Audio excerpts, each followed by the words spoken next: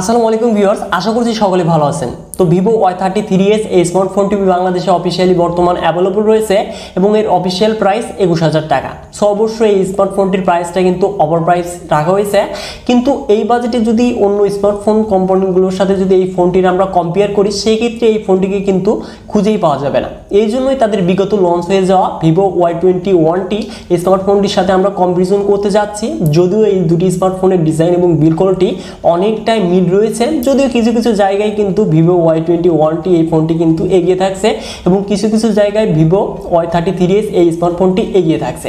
তো দুটি স্মার্টফোনের প্রাইসটা কিন্তু আলাদা আলাদা। তো ভিভো Y21টি এর অফিসিয়াল প্রাইস 18,000 টাকা এবং এই ফোনটির প্রাইস 21,000 টাকাতে অ্যাভেলেবল রয়েছে। তো এই দুটি স্মার্টফোনের মাঝে কম্পেয়ার করলে কিন্তু দেখা যায় যে ভিভো Y21টি এই ফোনটিকেই কিন্তু জিতে যায়। তো এই দুটি স্মার্টফোনের মাঝে কি কি পার্থক্য রয়েছে এবং এই দুটি স্মার্টফোনের মাঝে সবচেয়ে বেস্ট ফোন কোনটি হতে যাচ্ছে আপনার জন্য, বিশেষ করে আপনি যদি একজন হেভি গেমার হয়ে থাকেন বা একজন ফটোগ্রাফার হয়ে থাকেন, সেক্ষেত্রে কোন ফোনটি বেস্ট হতে যাচ্ছে আজকের এই ভিডিওটি দেখলে বুঝতে পারবেন কোন স্মার্টফোনটি আপনার জন্য সেরা হতে যাচ্ছে। তো কথা না বাড়িয়ে চলে যাচ্ছে ভিডিওতে। আর অবশ্যই চ্যানেলটিতে নতুন হলে ভিডিওতে লাইক করে চ্যানেলটিকে সাবস্ক্রাইব করে হয়ে যান ফ্যামিলির একজন নতুন সদস্য। So viewers, let's start this video. So প্রথমে যদি আমরা এই দুটি স্মার্টফোনের বক্স কন্টেন্টে আসি, তাহলে আমরা দেখতে পারবো ভিভো Y33s এখানে আমরা এক্সট্রা একটি ইয়ারফোন দেখতে পারবো। সো অবশ্যই তারা ড্রপ করে আবার যে এই সিরিজে স্টার্ট করেছে দেওয়া, তো এটি কিন্তু একটি ভালো বিষয়। তো এবার আসি এই দুটি স্মার্টফোনের ডিজাইন এবং বিল্ড কোয়ালিটিতে। তো দুটি ফোনেই আমরা একদম সেম ডিজাইনই দেখতে পারবো, মানে ফ্রেম এবং গিয়ারে দেখতে পারবো পলিকার্বনেট ম্যাটেরিয়াল, যেটি কিনা গ্লসি ফিনিশিংয়ের সাথে আসতে যাচ্ছে এবং এই দুটি স্মার্টফোনেরই ওয়েট হতে যাচ্ছে 182 গ্রাম এবং থিকনেস 8 মিলিমিটার। এবং এর যে ডিজাইন যে কতটা বেটার তা কিন্তু আমি আগেই বলেছি, তো এক কথায় অসাধারণ। তো এবার আসি এই দুটি স্মার্টফোনের আমরা ডিসপ্লেতে। তো ভিভো Y21টিতে দেখতে পারবো আমরা 6.51 inches IPS LCD display panel, যার রেজলিউশন HD+। অপরদিকে ভিভো Y33s এখানে দেখতে পারবো 6.58 inches IPS LCD display panel, যার রেজলিউশন ফুল HD+। তো অবশ্যই এখানে তারা ফুল HD+ রেজলিউশন দিয়েছে এবং ডিসপ্লে কোয়ালিটিও কিন্তু অনেকটাই বড় করেছে। তো এই ক্ষেত্রে ডিসপ্লেতে কিন্তু ভিভো Y33s এই স্মার্টফোনটি এগিয়ে থাকছে। তো এবার মুভ করা যাক এই দুটি স্মার্টফোনের পারফরমেন্সে। তো ভিভো Y21টিতে দেখতে পারবো আমরা অ্যান্ড্রয়েড ভার্সন 11 সাথে ফান্টাস 12 রান করবে, যেখানে চিপসেট হিসেবে থাকছে কলকম স্ন্যাপড্রাগন 684G, যেটি কিনা 6nm আর্কিটেকচারে তৈরি একটি অক্টোকোর প্রসেসর, যাতে জিপিইউ হিসেবে থাকছে Adreno 16। অপরদিকে Y33s এ দেখতে পারবো অ্যান্ড্রয়েড ভার্সন 11 এর সাথে ফান্টাস 11.1, যেখানে চিপসেট হিসেবে থাকছে মিডিয়াটেক হিলো G80, যেটি কিনা 12nm আর্কিটেকচারে তৈরি একটি অক্টোকোর প্রসেসর, যেখানে জিপিইউ হিসেবে থাকছে Mali-G 52MC2।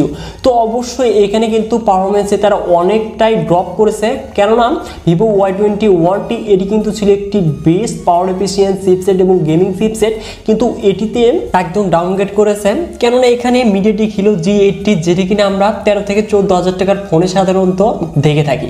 তো আসলে এই স্মার্টফোনটির সাথে কিন্তু এই চিপসেটের মানায় না বর্তমান যে প্রাইসে ফোনটিকে লঞ্চ করা হয়েছে। তো অবশ্যই এই ফোনটিকে আমি গেমিং এর জন্য কখনোই কিন্তু সাজেস্ট করব না। তো এবার আসি ভিভো Y21টি এই স্মার্টফোনটির ক্যামেরাতে। তো দুটি ফোনে আমরা দেখতে পারবো সিমিলার ক্যামেরা সেটআপ। তো দুটি ফোনেরই থাকছে মেইন ক্যামেরাটি 50 মেগাপিক্সেল, যার অ্যাপারচার হলো 1.8, সাথে দেখতে পারবো 2 মেগাপিক্সেল ম্যাক্রো এবং 2 মেগাপিক্সেল ডেপথ সেন্সর। এবং এই ফোন দুটি দিয়েই আমরা 1080p 30fps এর সর্বোচ্চ ভিডিও রেকর্ড করতে পারবো। এবং ভিভো Y21টি এই স্মার্টফোনটির ফোনে থাকছে 8 মেগাপিক্সেল সেলফি ক্যামেরা, যেটি দিয়ে আমরা 1080p 30fps এর সর্বোচ্চ ভিডিও রেকর্ড করতে পারবো। অপরদিকে ভিভো Y33s এই স্মার্টফোনটিতে দেখতে পারবো আমরা 16 মেগাপিক্সেল সেলফি ক্যামেরা, যেটি দিয়েও আমরা 1080p 30fps এর সর্বোচ্চ ভিডিও রেকর্ড করতে পারবো। সো অবশ্যই ভিভো Y33s এই স্মার্টফোনটি কিন্তু ফ্রন্ট ক্যামেরায় এগিয়ে থাকছে। তো এবার মুভ করি এই দুটি স্মার্টফোনের কমন ফিচার্সে। তো দুটি স্মার্টফোনে আমরা same 3.5mm audio Jack, LAN, Bluetooth, GPS, radio, USB Type-C এবং দুটি ফোনেই দেখতে পারবো সাইড মাউন্টেড ফিঙ্গারপ্রিন্ট স্ক্যানার, যেটি কিনা দুটি ফোনে অনেকটাই ফাস্ট স্পিডে এবং অ্যাকুরেটভাবে কাজ করছিল। এবং দুটি ফোনেই দেখতে পারবো আমরা 5000 mAh ব্যাটারি, যেটি কিনা 8 ফাস্ট চার্জে সাপোর্টেড। তো অবশ্যই এই দুটি স্মার্টফোন কিন্তু আমরা বিভিন্ন কালারেই দেখতে পারবো। তো এবার আসা যাক এই দুটি স্মার্টফোনের প্রাইসে। তো ভিভো Y21টি এই স্মার্টফোনটির 4GB 128GB ভেরিয়েন্টের প্রাইস রাখা হয়েছে 18,000 টাকা। অপরদিকে ভিভো Y33s এই স্মার্টফোনটির 8GB 128GB ভেরিয়েন্টের প্রাইস রাখা হয়েছে 21,000 টাকা। তো এখন কথা হচ্ছে এই দুটি স্মার্টফোনের মাঝে সবচেয়ে সেরা ফোন কোনটি?